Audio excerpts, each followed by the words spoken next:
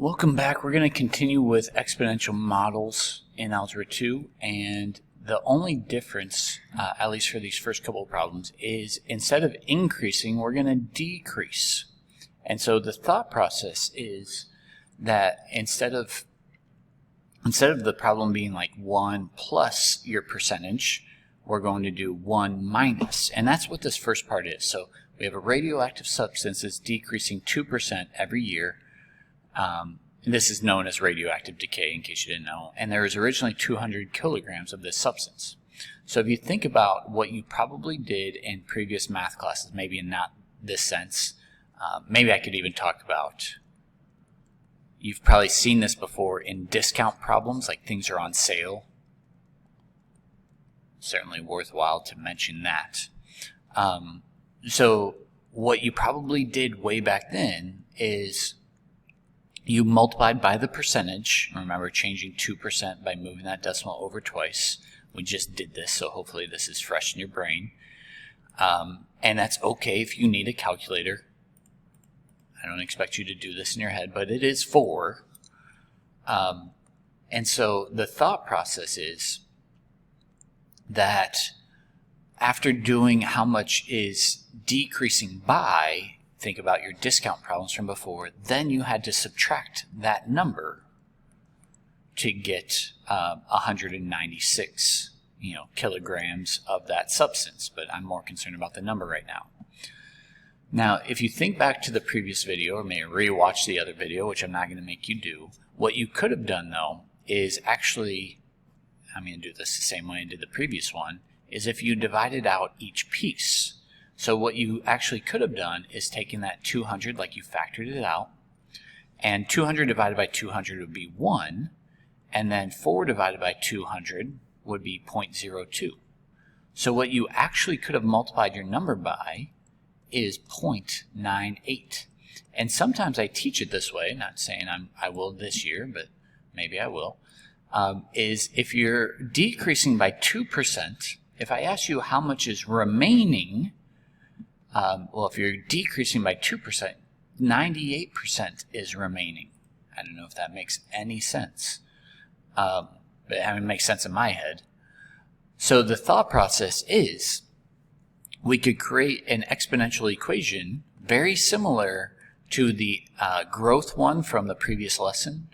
Is your starting amount, but instead of plus, it's minus that rate, that percentage, to the t power. And so eventually we're going to get to what are called half-life problems, which is why letter D is asking you how much time would it take before only half of the amount is remaining. Well, if we're starting at 200, I'm going to make it darker. Start at 200, half of that would get us down to 100. So how can we use a table or a graphing calculator to do this? Go to y equals, sorry, I still have things in there from previous lessons, 200, 1 minus 0.02, or you could change that to be 0.98, to the x power, and then when you go to your table, you're just seeing when we get to a y value of 100. And then rounding, I'd be fine if you said 34, because 34 is closer to 100, but I'm going to say 35.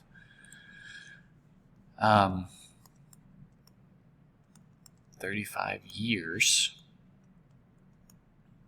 because, I'm less worried about your rounding ability. I'm more concerned about, well, if you're concerned about when it's half the size, 98.615 kilograms of whatever that substance is. So I'm going to give you a few options, but eventually this is what's important, is this formula. And notice that we use it when it's a decrease problem. And we call this type, I know it says decreasing exponential models, but don't be surprised if I call this exponential decay. And that's the thing, is you won't always be told that it's decreasing. You might be told something else. Like in this next one, a population of a town is decreasing. That's your clue to use this formula instead of the growth model from the previous lesson. But just like in the previous lesson, you got to change that percent to a decimal. We're starting with 12,500. 1 minus 0.04. And population in 10 years, take it to the 10th power. And I expect you to use a calculator. Now, just kind of a heads up before I go to a calculator. If we're starting at 12,500 and in the future, I hope you wouldn't even bother with this answer. I also think you should be kind of smart about this and realize that 76 is too small of an answer.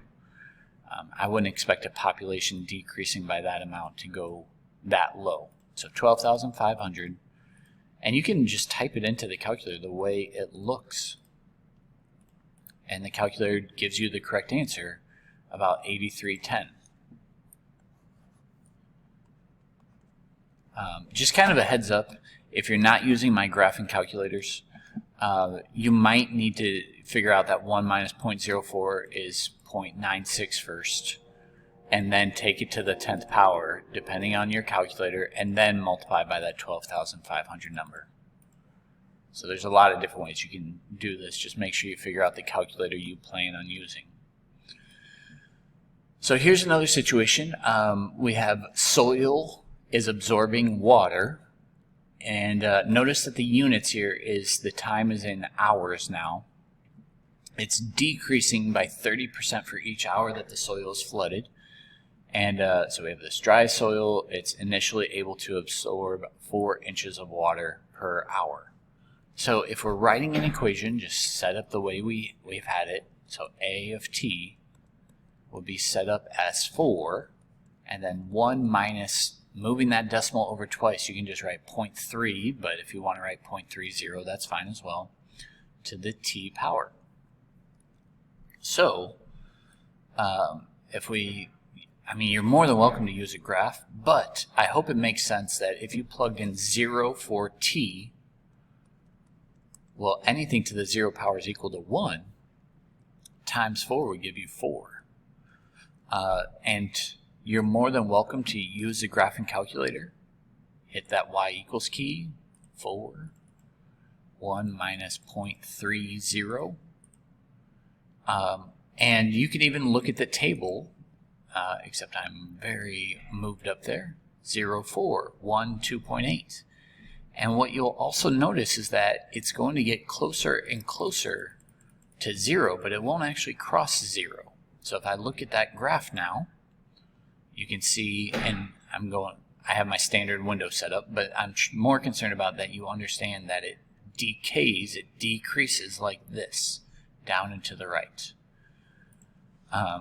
So this curve looks something like this.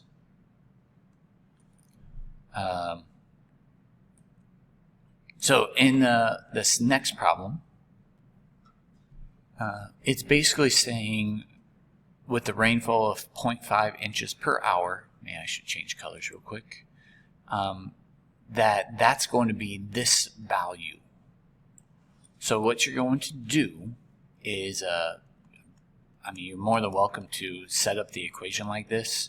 And the other thing is you could actually have figured out that 1 minus 0.3 would be 0.7 to the t power. But I haven't taught you how to solve a problem like this yet. So at this point, what I would encourage you to do is look at your graphing calculator and create a new equation. And this is very poorly drawn because I don't know exactly where it's going to cross, where you write y equals 0.5 and then hit the intersect command.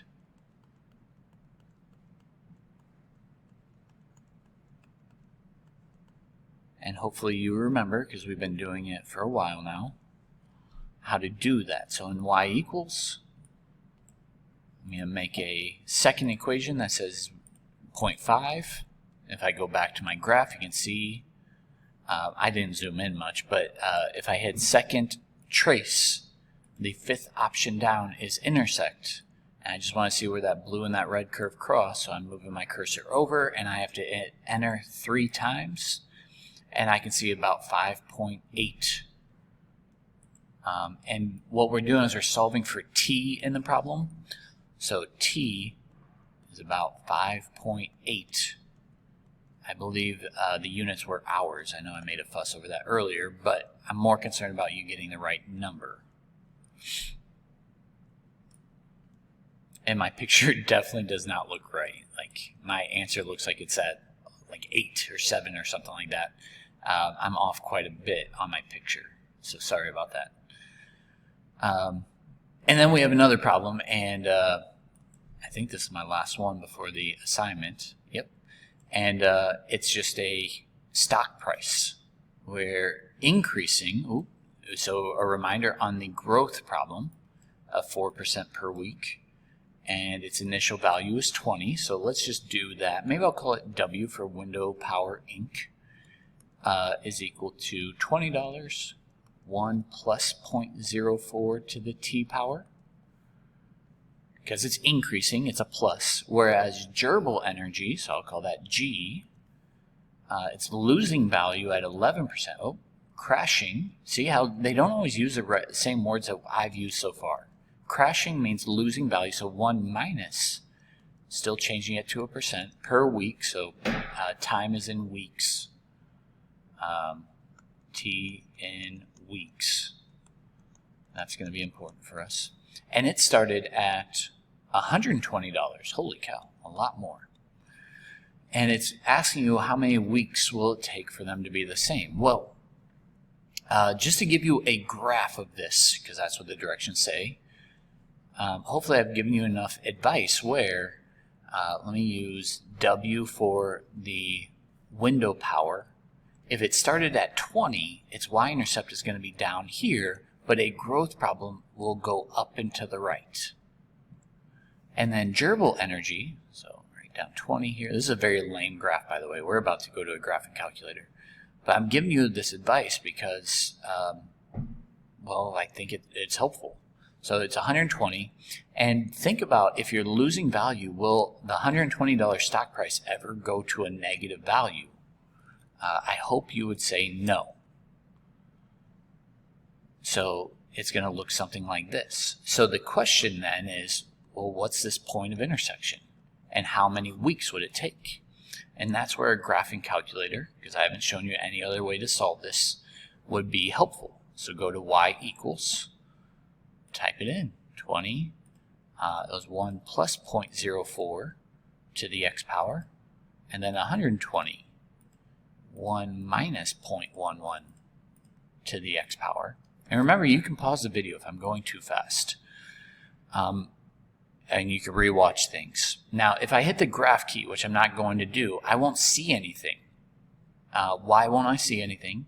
Is because I need to make my y max go up to 120.